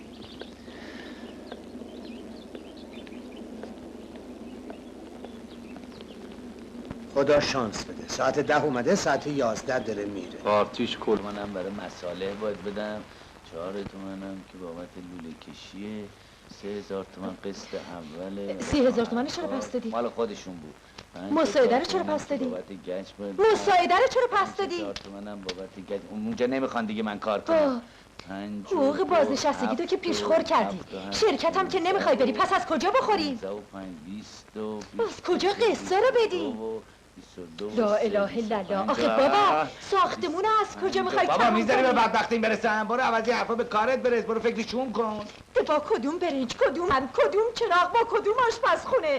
توی اتاق کوچیک جونم به لبم رسیده. 30 سال تو 8 اتاق فرش کرده خانومی کردم. حالا توی اتاق خرابه رو گلیم باید زندگی کنم. درست میشه عزیزم، قصه نخور. 3 ماه دیگه این خونه درست میشه مثل دسته گل. بازم تو 8 اتاق خانومی میکنی. حالا پاشو برو یه خورده فکر شام کن. امشب فریدون مهمون ما. حالا تو این یه دونه اتاق مهمونم دعوت کردی. خب نامزد دخترمونه، باباش از خونه بیرونش کرده، نمیتونه تو خیابون بخوابه که. مگه شب اینجا واخ یا قد بود اومدین توی این خونه وسط بر بیابون آدمیزاد اینجا لخت میکنن. ای با خاک به سرم بمیرم. چی شده دخترم، چرا گریه میکنی؟ به بدبختیم گریه میکنم. زندگیمو نمیبینی؟ چرا؟ همش تقصیر خودته. از اول هر کاری کرد هیچی بهش نگفتی تا به این روز افتادی. آخه عقلم خوب چیزیه. کسی که میخواد خونه بسازه یا مهلت میگیره یا خونه اجاره میکنه زن و بچهش راحت باشن. فکر نکردی 4 نفر آدم توی اتاق خرابه چجوری زندگی میکنن؟ خانم جان سلام علیکم. سلام مهمان. ده سلام و زهر مار. حالا میای سر کار؟ کدوم کار؟ من نظری کسی کار میکنه؟ یه هفته است موزمون رو ندیدی معمار. مگه من باید موز بدم؟ برو حساب کار بگیر. حساب کار میگه دادم به معمار. این میگه دادم من داده. بیچاره‌مون. این میز گردن اونم میز گردن این. بابا چه خبره؟ چیه چرا داد میزنین؟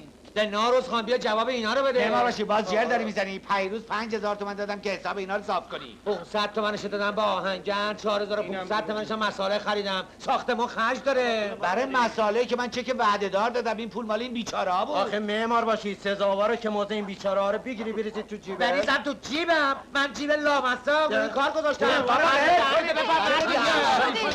چرا دعوا میکنی؟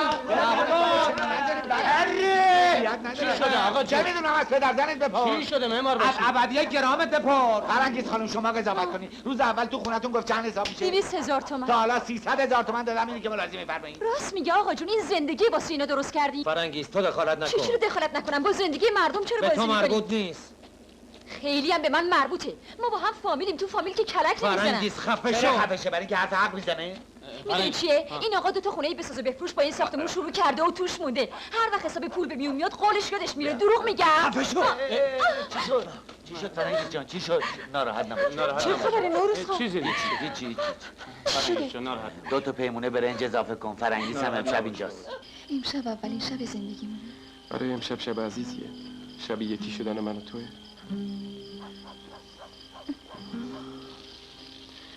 حس میکنم آدم دیگه ای شدم. از گذشتم بدم میاد. انگار تازه به دنیا آمدم.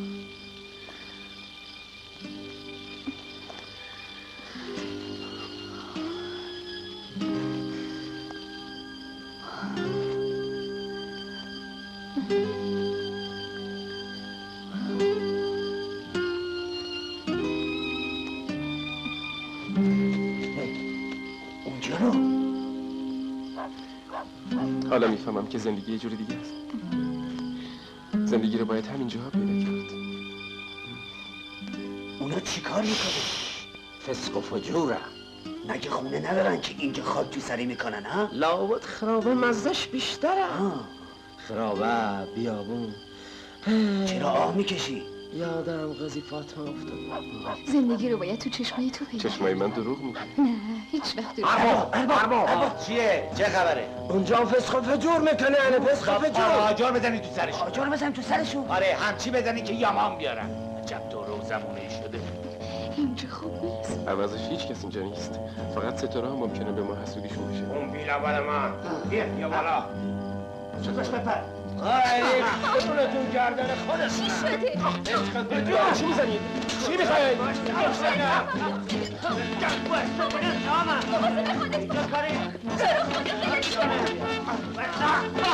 چی شده؟ تو رو خدا نزن. چند نفر میدیدم بلش کنی. بسته کجا جونم میرم من بسته کشتیش بسته کجا جونم چی کار کنم هیچ کس هم نیست بلش کنی بسته دیگه کشتینش جونش چی میخوای مرده فرار کنی بچون دیگه خدا جونم فری جونم حرف بزن فری بلند شو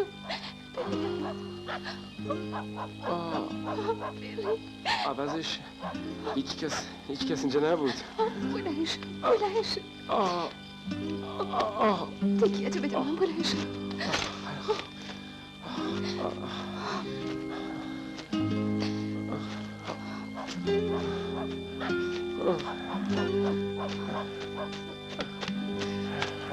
خانم بزرگ دیگه دیر وقت شب باید بمونیم. نوروز خان تعارف نکنین، جاتون تنگه، 2 تا مهمون دارین، من دیگه زیادی هستم. همایون جون بلند شو منو برسون خونه مادر. با فقط شما یه نفر زیادی هستین، چه حرفا مادر؟ هیچ کس زیادی نیست. ایران جون باشو شام نازی و فریدون رو بیار، حالا دیگه باید پیداشون بشی. باشه.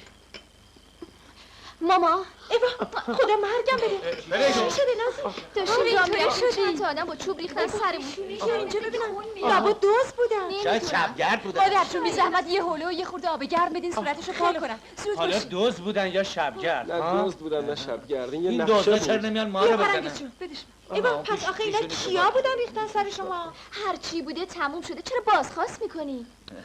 بله صلوات بفرستین، بزرگ میشن یادشون میره. دیگه هم یادتون باشه که شب هوس پیاده روی نکنین. باشین حالا شامتون رو بخورین. پاشین دیگه باشین. ما شامیمونو خوردیم. آره اینها تو خوردی این که نخورده. واسه منم بخورم. خیلی خب ولی یه لقمه خواب که پیدا میشه. دیگه خواب گشنگی اسپیری نداره که. خاک بسرم این همه آدمو کجا میخواین بخوابونین؟ همایون جون بلند شو منو برسون خونه. خانم جون ساعت 10 شبه. بابا یه شب که 1000 شب نمیشه. من همتون رو جا میدم. صبر کن. بلند شو بی زحمت. سر این لافه سر این لافه. همایون بیا سرش ببینم. میگم خوب شد این لاف کرسی رو نفروختیم ها. پهنش کن این وسط اتاق. قشنگ پهنش کن. باریکلا. هممون میریم زیر لحاف. خاک سرم کنن هممون زیر یه لحاف بخوابیم. من الان درستش میکنم. اون بالشتا رو کمک کنیم بیارین. اول فریدون رو بیارین. آره بابا جون نه ترس اومد بشین. بیا فرنگیس بابا اینا بالشتا رو بیارین. زنها این طرف میخوابن مردا این طرف. برین زیر بینن. لباس خوابم دیگه نمیخواد. همینجور با لباس خوابید. هوا سرده با لباس. خانم کمر رو منبره برین زیر لحاف.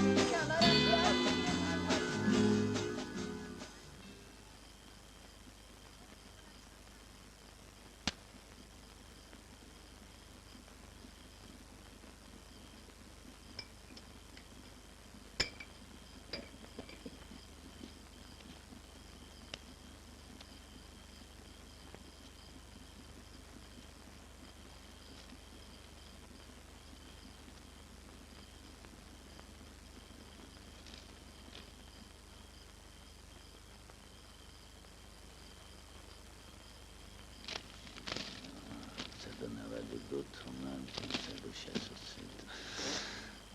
آقا جون شما چرا نمیخوابین؟ خوابم نمیبره. تمام اون چیزایی رو که یک عمر من میکردم به سرم اومده. چک بی محل دست مردم دادم، قسط بانک عقب افتاده، پول کارگرا رو یه هفته است ندادم، کار ساختمون لنگه، باید مصالح بخریم، حقوق بازنشستگیم هم که 6 ماه پیش خورد کردم، از شرکتم که بیرونم کردم، خرج خونم که هست. چطور؟ بس که شما حرف میزنی. دیگه حرف نمیزنی بابا، بخواب بخواب بخواب. بابا جون میخوای ماشینمو بفروشم 6-7 تومانی میخرنش. نه بابا، تو هم عشقت این بود که این خونه ساخته بشه با ماشین بیای توش. خب پس چی کار میکنی؟ نمیدونم والا. من میفروشمش بابا جون. من نمیذارم ماشینو بفروشی، فهمیدی؟ این موضوع به من و پدرم مربوطه. به من مربوطه که باید منتظر تاکسی بشم. نمیفروشه بابا، بیا برو بخواب. اصلا ماشین مال خودمه، میخوام بفروشمش. دیرم نمیخواد بفروشی. بابا جون چه خبرتونه؟ خانم جون خوابیده؟ بیچاره خانم جون، منو دم در انداختن، هی زیر گوشم داردار میکنن، میگن خانم جون خوابیده، خانم جون خوابیده. فرنگیز خانم چرا نمیخواد؟ از پسرتون بپرسید. دلم خوش بود که شوهرم یه ماشین داره، اونم داره میفروشه خرج ساختمون بکنه. خب این ساختمونیه که خودتون رو دست ما گذاشتین. فرنگیز وقتی قرض دور پدرمو گرفته شب خوابش نمیبره، من ماشین نمیخوام. این بابایی که اینقدر سنگشو به سینه‌ات میزنی، آیا حاضر یه دنگ خونه رو به اسم تو بکنه؟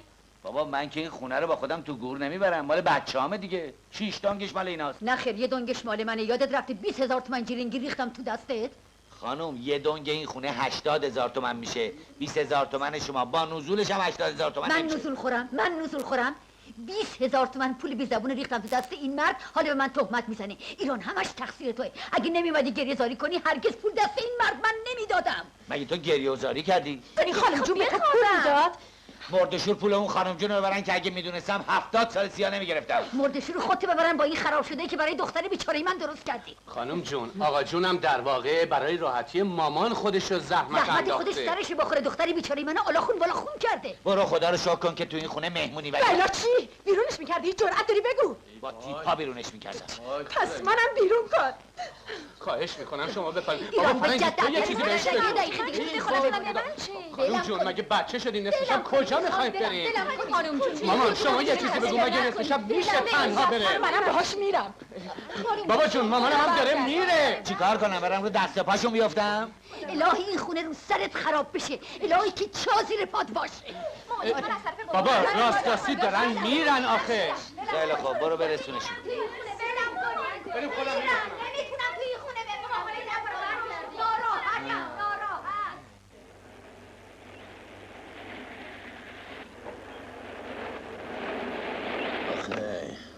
خب دیگه رسیدیم، بیا پایین. دستت میذارم تو دست نوروز خان تا دیگه واسه طلبت صبح زود در خونه نیاد. ببینیم و تعریف کنیم معمار. بیا بریم تو. دیوار حیاط هنوز نچیدیم؟ مگه مصالح نداریم؟ مساله داریم، کارگر نداریم معمار. پس اینا چی هستن؟ کار نمیکنن. پس بفرما اومدن اینجا مهمونی؟ چه عرض کنم؟ چرا نمیرین سر کارتون؟ دوباره شدی که باشیم نظری کار کنیم. تا موزمونو ندین از جامون بلند نمیشین. نظری نه به بابا راه نمده. حالا امروز هم برین کارتون رو بکنین. 10 روزه که ماز نگرفتیم. ناروز خان چیه بابا چیه؟ بیا بابا جواب اینا رو بده. جوابشو من نباید بدم که، مگه نگفتی موزه بنا با من؟ بنا رو گفتم، اون حاضره، حرفی نداره، اما کاریگرا مزدشونو میخوام. میدونی چیه؟ اصلا از امروز کارگر نمیخوام، خودم میخوام عملی کنم. اوسای برو سر کاره. دیوار رو به چی مینن؟ میخوام خودم کار کنم. چی شدی؟ یه طلبکار اومده. از صاحبکاری که خودش داره عملگی میکنه چه جوری طلبمو وصول کنم؟ زیر قرارداد شما امضا کردی، من پولمو از شما میخوام. من راهش اینه که بریم سر کوچه چند تا سفته بخری بیاری بدی امضا کنی که اقلا دستت یه جای به هم باشه. خیلی خوب بیا بریم.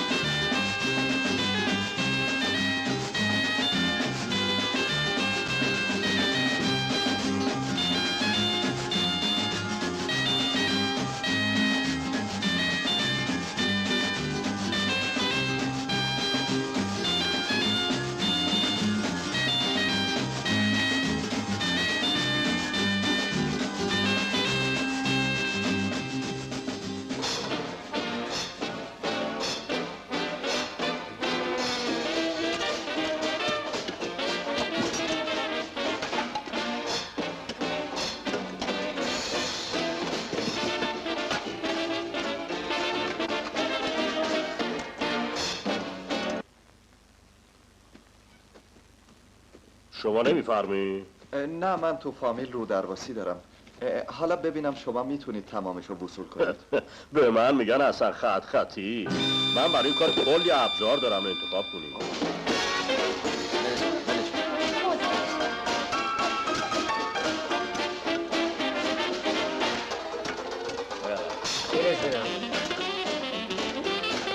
بازم بیار.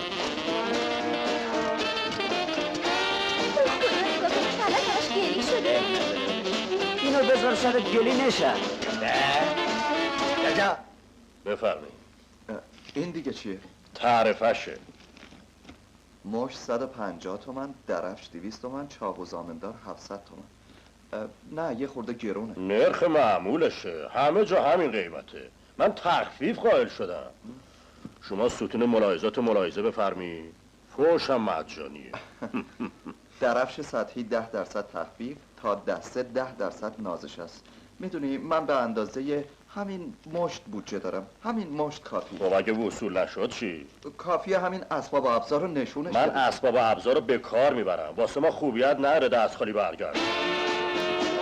تو چقدر فسفس میکنی؟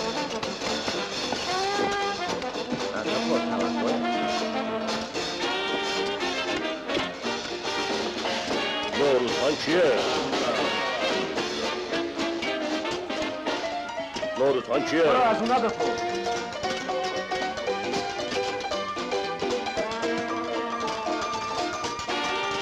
نوروزخان کیه؟ بابا اینم تو کرولمه. اینم نوروزخان کیه؟ من نمیدونم.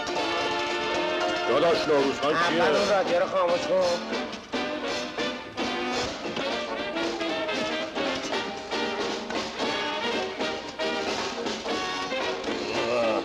بابا به این یارو خرس گنده رادیوی منو چیکار کرد؟ گفتم نوروزخان کیه؟ چه فرمایشی دارین؟ من فرمایشی ندارم. اینا باز فرمایش دارم. نوروزخان تویی؟ نه بابا من عملشم. خودش کجا؟ خودش فردا میاد. یعنی نه فردا میگم نمیگم پس فردا میاد. یعنی اگه بخوایم واقعا وصول بکنیم 10 روز دیگه میاد. یا امروز وصول میشه یا اربابت خطی میشه. فهمیدی؟ من اهل شوخی موخی نیستم. من اینجا بست میشینم. نوروزخان سیمان تشریف ندارن. آخه سیمان میخوای. تو کارت ادامه خیلی بده. من خوب، میرم باشه. سیمان میخرم. باشه برو.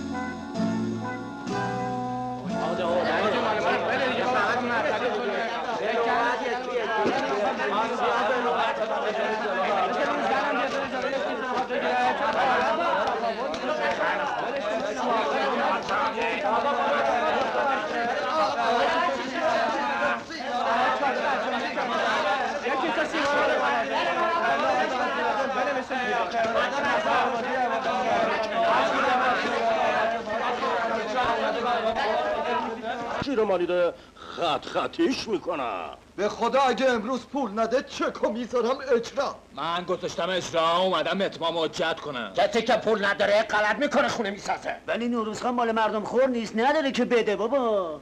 خب پول نداره خونهشو بفروشه. آره راست میگه، اگه نداره خونهشو بفروشه. این آجره رو با پولای ما رو هم گذاشته. فکرشو نکنی.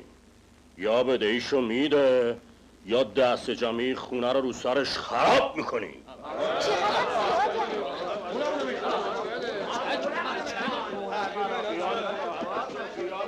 کجا میری؟ میرم ماشینمو میفروشم. ولم کن. اگه نمیبینی پشت سر پدرم چی میگن؟ من شوهر بی ماشین نمیرم. چه نمیخوای؟ من 3 تا ماشین دارم. آبجوتو سوار کن ببر بگردون.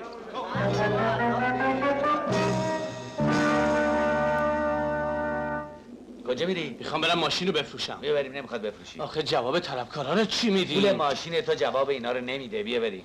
ای وای بابا جون. آخه میذاشتی میرفتم میفروختم. نمیخواد. نوروزخان اومد چاقو تو تیز کن. آقا جون پسرمو تو پسرمو اینجا چیکار می‌کنی؟ سلام بند کفشمو ببستم قربون تو برم پسرمو شرمندم واسه اون چک. اگه یه ما به من مهلت بدی برات یه فکری میکنم. اختیار داری، مهم نیست قربونت برم. این حرفا چیه که میزنی؟ یه وقت فکر نکنی واسه خاطر اون چک اومدم ها. از اینجا رد میشدم اومدم یه سلامی بکنم. خب دیگه مزاحمت نمیشم، میدونم خیلی گرفتاری، یه عده منتظرت هستن، برو به کارت برس. فکر چکم نکن. خدا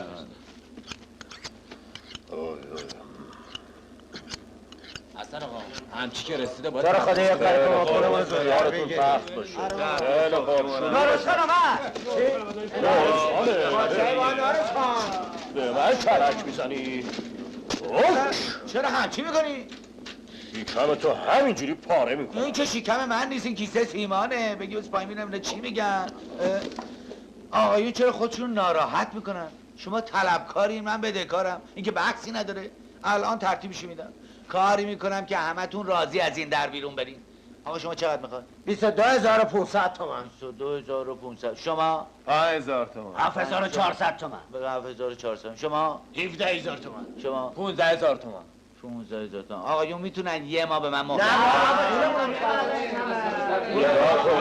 دوست دارم از وسط شقت کنم. خیلی خوب. حالا این چاقو تو غلاف کن.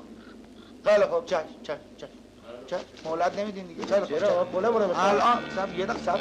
خیلی خوب ما میگه صبر کنی. فکر می‌کنی کجا رفته دنبال دست چکه. بابا رفته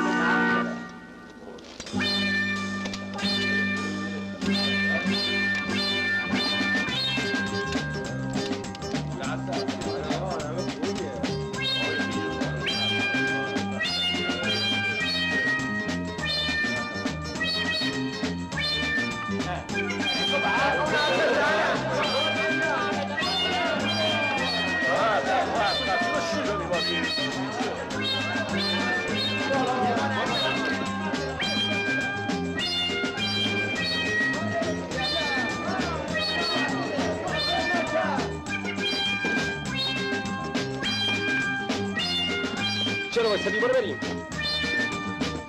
بیا.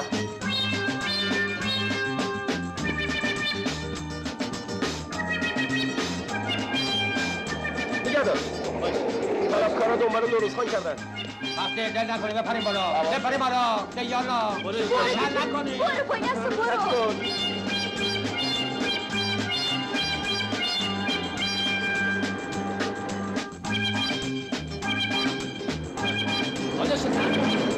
قربت تغییرش لطفا.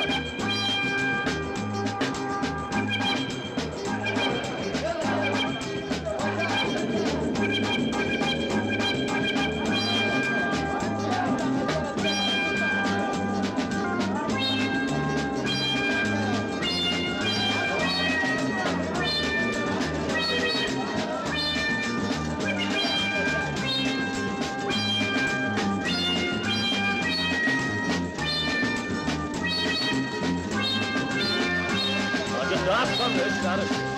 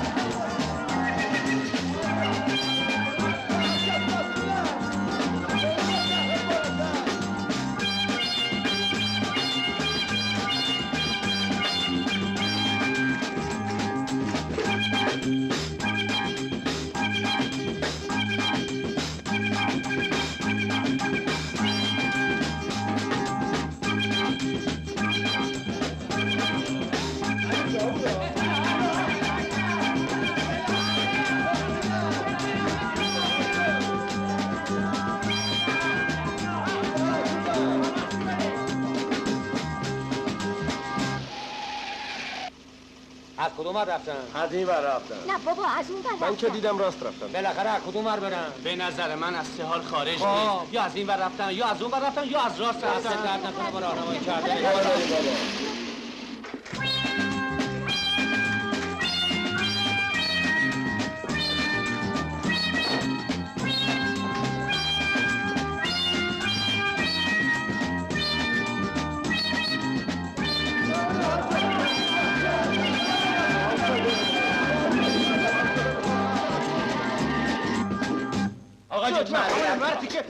میگم معذرت دوچرخه رو بردار ببین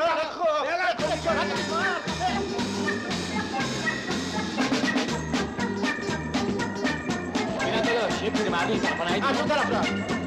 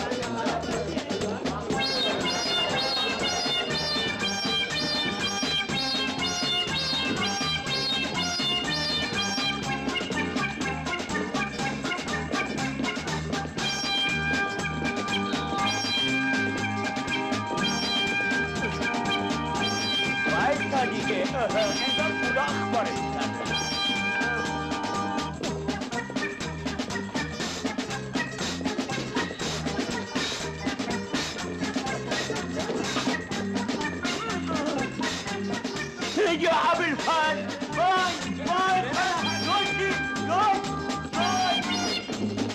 بیا دوشی دار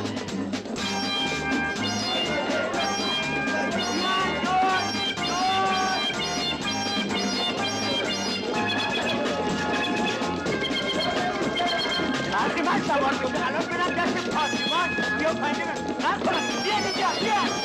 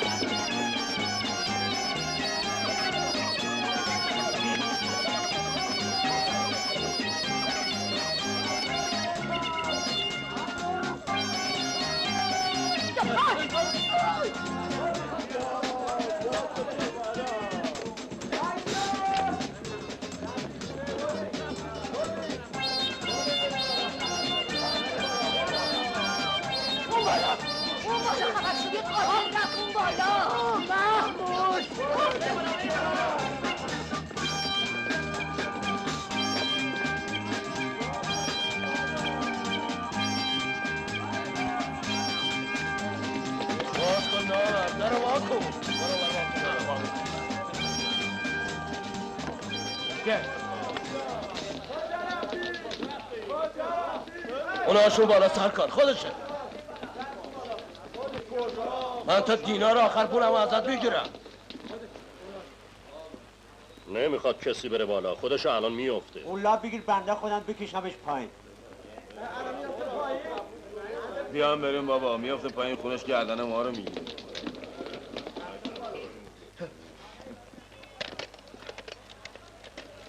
الو الو جناب سربان الو یه مش دزد قاتل ریختن اینجا جون زن بچه ما در خطره رفتن رو تراس الان یکیشون رفته رو تیراهن وسط زمین و آسمونه اگه اسلحه داشتم خودم مغزشو داغون میکردم اما دکتر کنم ما رو فکر هر شب هفتش باشه الان تلفی میفته پایین بابا جون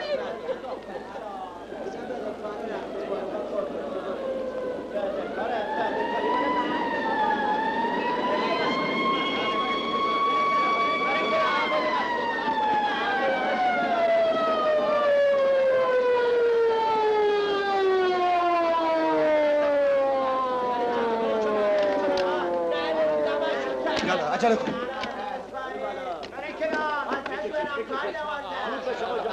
جسد کجاست؟ الهی لال شد. آقایون بفرمایید کنار، بفرمایید کنار. جمعیت متفرق کنید. آقا به شما اخطار میکنم بیایید پایین. پایین اینجا وایسادم، من نمیام پایین. بیاین بچه، بیا چیکار کنیم؟ بابا جون بیا پایین. آقا این کار خطرناکه، خواهش میکنم بیاید پایین. بابا جون چرا خدا بیای پایین؟ تو دیگه خفه شو، بیام پایین گیره اینا بیافتن. آخه تو یه چیزی بگو دیگه. آقا جون من میدونم شما در واقع چطور بگم. خب اگه اجازه بدین من بیام، یعنی فریدونم میتونه به شما کمک کنه که بیاین پایین. فریدون برو بالا. پایین اینجا وایسادم، من نمیام پایین. ارواح خالت تا فردا صبح اینجا با میستم. من تا پس فردا همینجا خوابیدم ابر احمد. مسخره بازی رو بذار کنار. اگه نیای پایین به جرم سد معبر جریمه میشین. به بدهیامون یکی دیگه هم اضافه شد. شنیدین؟ سد معبر جریمه داره. برین خونه هاتون بابا.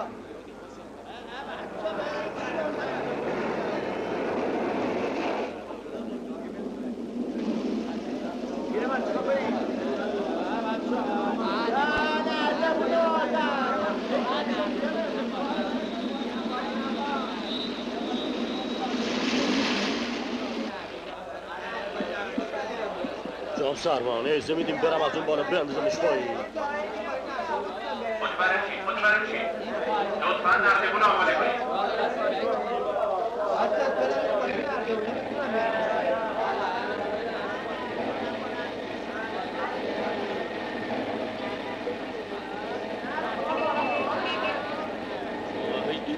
خدا جون بیا تو درو ببند.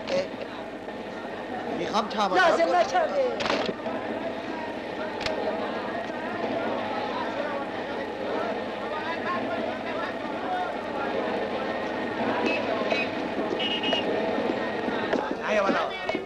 نیا بالا.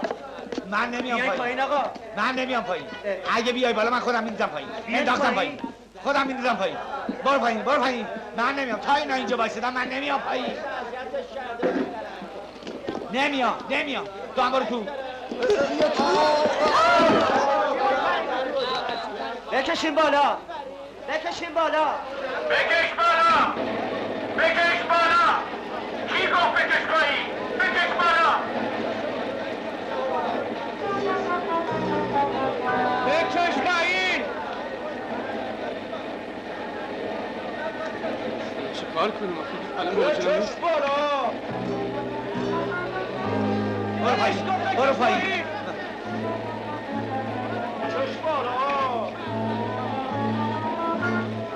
ببین راستی دارم خودم میدم پایین.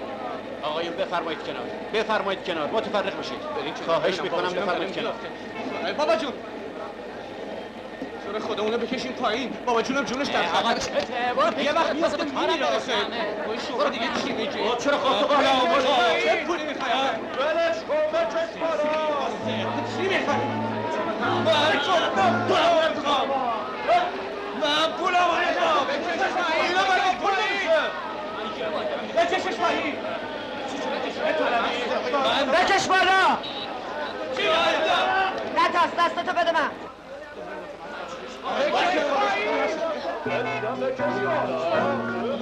بکش پایین.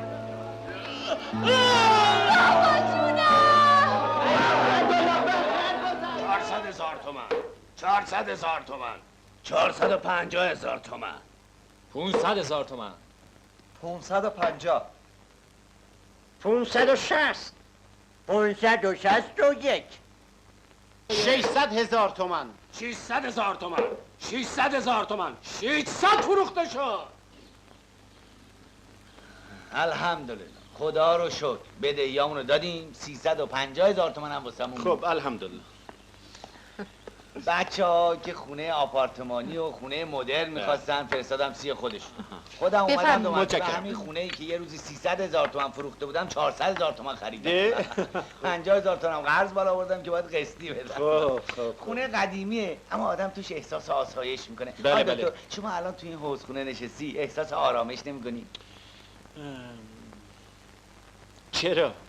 ولی به نظر من کلنگیه. بله خونه کلنگیه.